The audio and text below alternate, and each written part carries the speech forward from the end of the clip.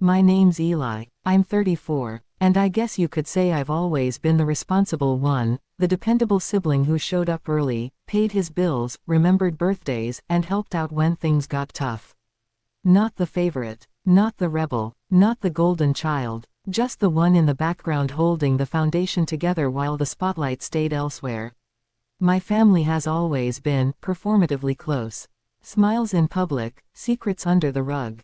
Problems weren't addressed, they were buried. And I've always been involved, but never really embraced.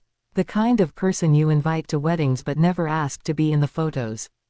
Present, but peripheral. My younger brother Mason, well, he was the star. Charismatic, charming, reckless. He could crash a car into a mailbox and somehow get praised for swerving in time. Even when he dropped out of college, lost 2 jobs, and moved back in with our parents at 28, he still had this Teflon aura. Mom and Dad defended him like he was some misunderstood genius. Meanwhile, I paid my way through school. I held the same job for over a decade. When Dad's hours got cut, I chipped in to cover part of their mortgage. None of it ever seemed to count for much. Certainly not enough to earn a seat at the metaphorical head of the table. But I didn't complain, at least not out loud. I kept showing up, sent the checks, replied to the texts, smiled through the backhanded jokes. Eli, you're too serious.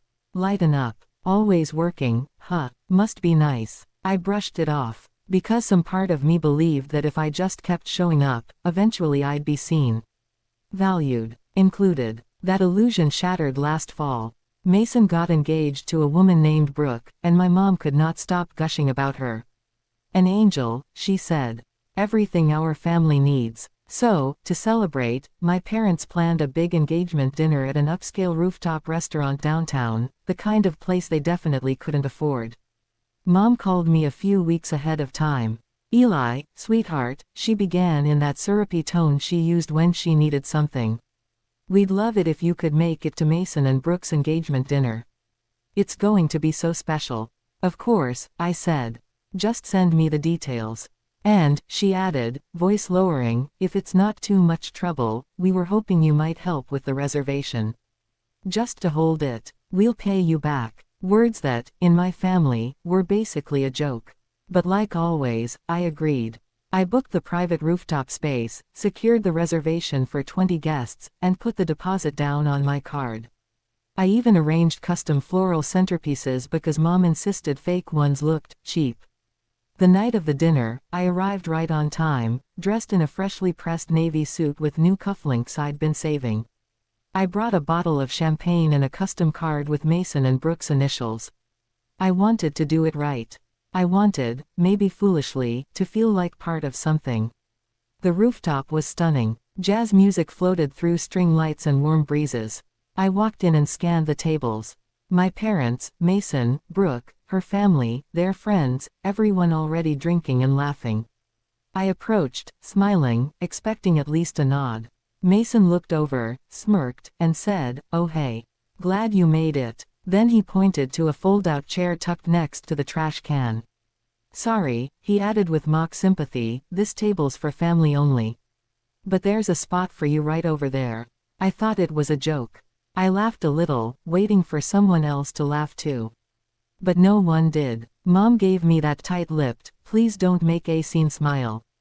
Dad chuckled and raised his glass. Brooke didn't even look up. So, I walked to the fold-out chair. I didn't take off my coat. I set the champagne on the ground beside me and sat there, alone. The waiter came by and asked if I was with the party. I nodded. He handed me a glass of water and walked away. For 2 hours, I sat there watching them toast, laugh, eat, and celebrate.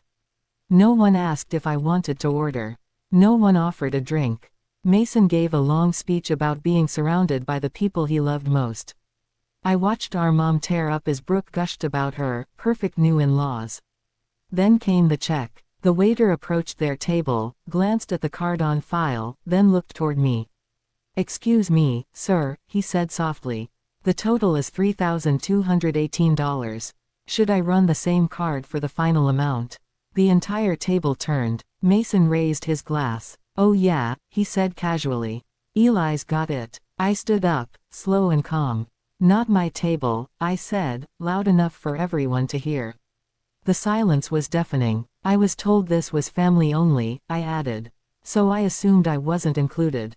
Mason's mouth opened slightly. Mom frowned. Dad stiffened. Brooke looked up, confused. The waiter froze. You made the reservation, the waiter whispered. I did, I nodded. And I paid the deposit. But I wasn't welcome at the table. I didn't eat. I didn't drink. So I won't be paying.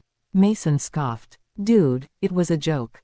Lighten up. I turned to him. Yeah, that's the problem. It's always a joke, as long as I'm the punchline. Brooke's father suddenly spoke. You invited him and sat him next to the trash can. He looked appalled. Mom stepped in. Let's not blow this out of proportion. Eli's just being dramatic. That was her default. He's tired. He's overreacting. He's sensitive. The waiter cleared his throat again. I do need an alternate card. I turned and walked toward the stairs. That's when my dad finally spoke. Eli, come on. You already paid half. You might as well just finish it. I stopped. Cold. You're right, I said. I picked this restaurant. I coordinated around Mason's football schedule.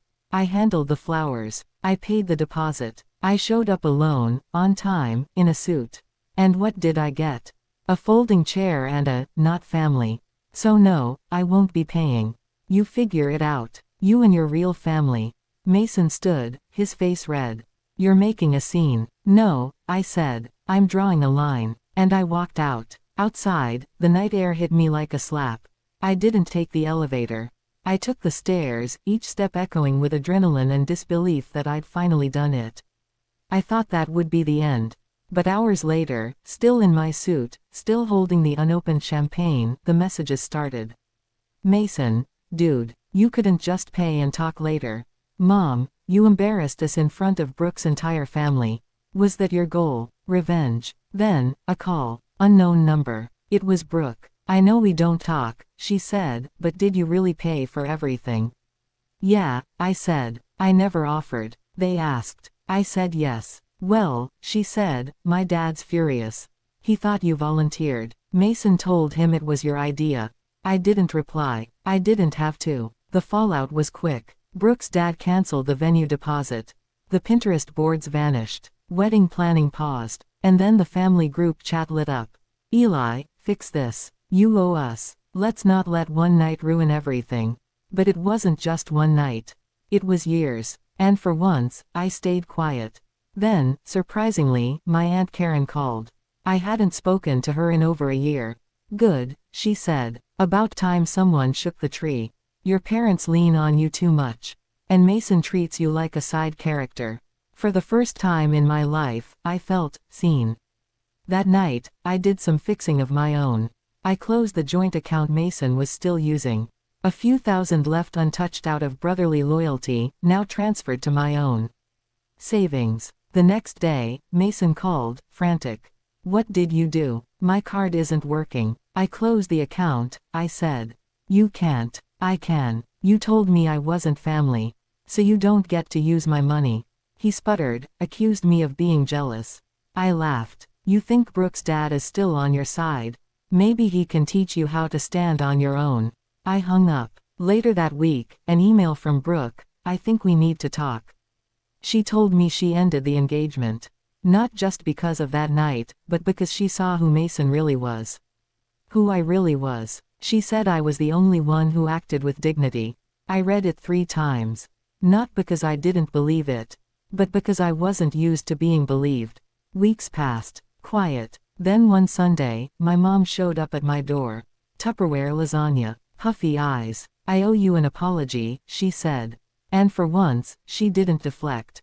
She didn't minimize. She owned it. You were the safety net, she said. And we forgot to look down. I nodded. That's the thing about safety nets. No one sees them, until they need them. We didn't talk long. She didn't ask me to forgive Mason. She just said, take care of yourself.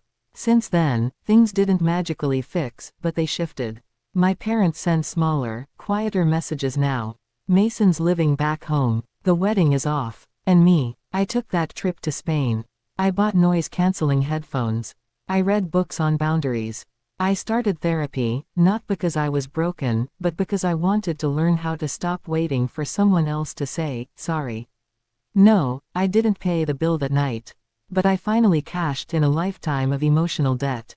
And for the first time in my life, I'm not sitting next to the trash can. I'm at my own table. And that table is enough.